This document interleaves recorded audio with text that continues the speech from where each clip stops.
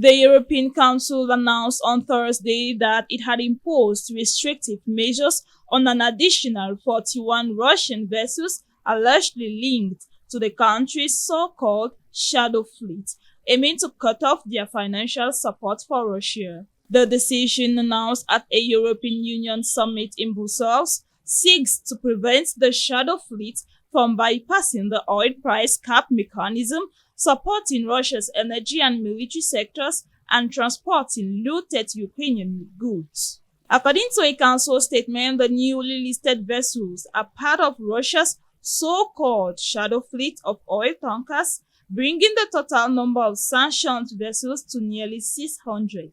The ships are banned from accessing relevant ports and from receiving a broad range of maritime transport services. The statement said the EU and its member states are making full use of the international law of the sea framework to address threats posed by the shadow fleet and to protect critical undersea infrastructure, including by adopting further sanctions, it added.